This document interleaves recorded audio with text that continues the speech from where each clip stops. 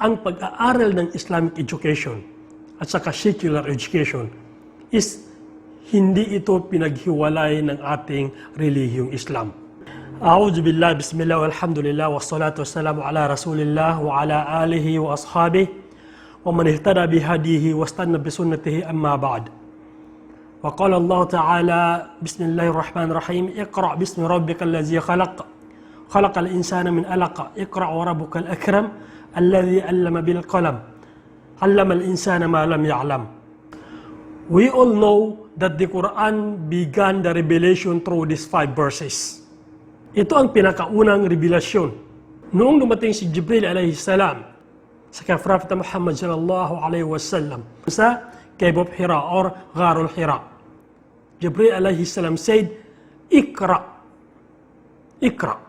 So ano ba ang ibig sabihin ng Iqra? In Arabic language, the Iqra has 2 meaning. The first one is to read, and the second one is to recite. So alam naman natin na si Prophet Muhammad sallallahu alaihi wasallam is uneducated. No read, no write. Kaya sabi ni Prophet Muhammad sallallahu alaihi wasallam, I do not know. I don't know how to read. And Jibril alayhi salam squeezed him. Pinilit siya ni Jibril alayhi salam hanggang sa sinabi ni Jibril, Iqra' bismi rabbikal ladzi khalaq. Read or recite in the name of your Lord who created. Who created you? Who created us? Sabi ni Jibril alayhi salam, basahin mo ang pangalan ng iyong Panginoon na kung saan humubog or lumikha. Lumikha sa atin, lumikha sa iyo. I am not telling you to read a book, sabi ni Jibril alayhi salam, dahil wala pang ang Quran sa panahon na ito. Dahil ito pa lang ang first revelation. So sabi ni Jibril, Iqra. Pinapahiwatig lang nito, binibigyang emphasize lang nito na sa Islam, isa sa binigyang diin o binigyang importansya ang pananaliksik ng kaalaman. Seeking of knowledge, talabul ilm. At alam natin na ang hatol nito sa ating relihiyong Islam is wajib or obligatory. And then, Iqra once again. Inulit pa ni Jibril alayhi salam. Sabi niya, Iqra wa rabbukal akram.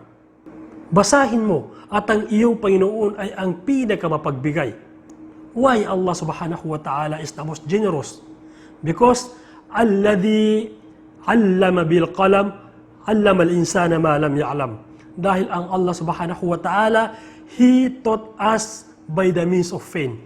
Tinuruan tayo ng Allah subhanahu wa ta'ala ng mga kaalaman, mga knowledge, mga ilam na kung saan hindi pa natin nalalaman. Tulad na lang halimbawa ng pagturo niya kay Idris, alam natin na ang pinakaunang propeta na tinuruan ng Allah subhanahu wa ta'ala sa pagsusulat is walang iba kundi si Idris alayhi salam. At dapat din nating isaisip na ang lahat ng mga ilam, mga knowledge na nakamit natin ngayon, na gain natin ngayon, this is innovative or origin from Allah subhanahu wa ta'ala. Tulad na lang ng kakayahan ni Moises nung hinatin niya ang ilog sa pamamagitan ng kanyang tungkod.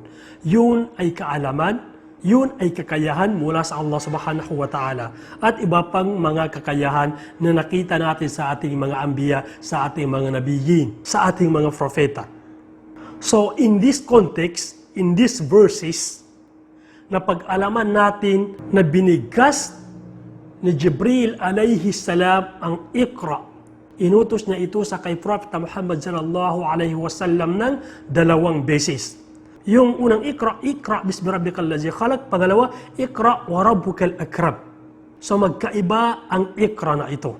So napag-alaman din natin sa context na ito na mayroon tayong 2 types of knowledge. 2 types of knowledge. The first knowledge is from the first Iqra, which is Iqra bismi rabbikal ladzi khalaq. The second knowledge is from the second Iqra, which is Iqra wa rabbukal akram alladhi 'allama bil qalam 'allama al insana ma lam ya'lam. So according to our scholars, the first Iqra is refers to the revelation. Sa ito na yung mga revealed knowledge, revelation, knowledge from Sharia, knowledge from the Quran and Sunnah. Then the second knowledge, second type of knowledge is like what I have said a while ago, that the second knowledge is from the second Iqra, which is Iqra wa rabbukal akram. So this knowledge is also from Allah subhanahu wa ta'ala, but indirectly. Bakit indirectly? Kanina directly kasi ito yung mga revelasyon. Ngayon naman is indirectly because alladhi allama bil qalam. Ang ilm na ito ay matatamo natin, makukuha natin sa pamamagitan ng panulat, sa pamamagitan ng pencil, sa pamamagitan ng ballpen, meaning sa pamamagitan ng pag-aaral, kaya indirect. So in other words, tinutukoy dito yung mga knowledge from world sciences, knowledge from dunya, knowledge from secular education or tinatawag din na Western education. So ito yung gusto kong i-emphasize ngayon. Sa first Iqra refers to the Islamic education. Then the second Iqra refers to the secular education. So napakalinaw dito sa context na ito, sa verses na ito, which is ang pag-aaral ng Islamic education at saka secular education is hindi ito pinaghiwalay ng ating relihiyong Islam. Ang pag-aaral ng secular education or pag-aaral ng English, pag-aaral sa eskwelahan, hindi ito pinagbawal ng ating relihiyong Islam. So in Islam, there is no dichotomy. There is no distinction between these two types of knowledge. Dahil alam natin na both Islamic education or revealed education and the secular or worldly sciences is lahat ng ito ay from Allah subhanahu wa ta'ala. Lahat ng mga knowledge na ito na makukuha natin, magigain natin sa dalawang uri ng knowledge na ito is from Allah subhanahu wa ta'ala. Nagkakaroon lang tayo ng problema sa panahon ngayon, which is dahil mayroong dalawang ahlul ilm or people of the knowledge, which is the first one is yung mga tao na specialize sa first Iqra. Tinutukoy dito yung ating mga imam, ating mga scholar, ating mga ulama. Then, the second type of ahlul ilm or people of knowledge is sila naman yung mga tao, ipagpalagay natin mga Muslim na nag-aral ng secular education. Tulad halimbawa, sila yung mga engineer, sila yung mga doctor, sila yung mga nag-aral ng astronomy, nag-aral ng mathematics, nag-aral ng physics. So, walang problema sa dalawa na ito. Nagkakaroon lang ng problema dahil sa in accordance sa issue, in accordance sa current trend in issue, which is sinasabi na ang ating mga ulama, scholar sa Islam, with respect of them, malaki ang respeto ko sa kanila, na dahil sa sila daw ay focus lang sa pag-aaral ng theology. Dahil sa sila ay focus lang sa pag-aaral ng hukam, sa pag-aaral ng fatwa, is they are decimal or very little knowledge pagdating sa world sciences. Kulang sila sa kaalaman sa mga makamundong knowledge. Kaya sinasabi ng iba na walang development, always backward. Walang mga innovation, walang mga anumang technology na maiimbento kapag ganyan lang daw ang kanilang gagawin. Sinasabi ito ng iba, hindi ako. And the other side naman, sa mga ahlul ilm naman, which is the second Iqra, sila yung nag-aral ng mga Western education or secular education.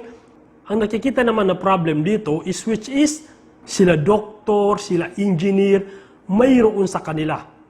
Marami pa rin sa kanila. Muslim sila, marami pa rin sa kanila na kung tatanungin mo sila pagdating sa ating relihiyong Islam, kam arkanul Islam, kam arkanul iman, paano ba mag-ablusyon? Hindi nila alam. Pero Muslim sila. So ito yung pinaka-common problem. Ito yung pinaka-highlight na problem ng dalawang ahlul ilm na ito, na problem ng dalawang people of the knowledge na ito. So what is the solution? What are the recommended solution para ma-resolve ang issue na ito? So walang ibang solution kundi balanced education.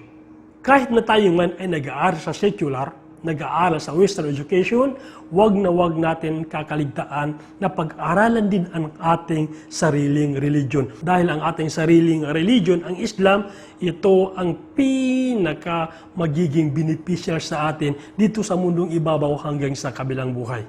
So pinakamainam din sa ating mga scholar na magkaroon din sila ng knowledge pagdating sa mga sciences.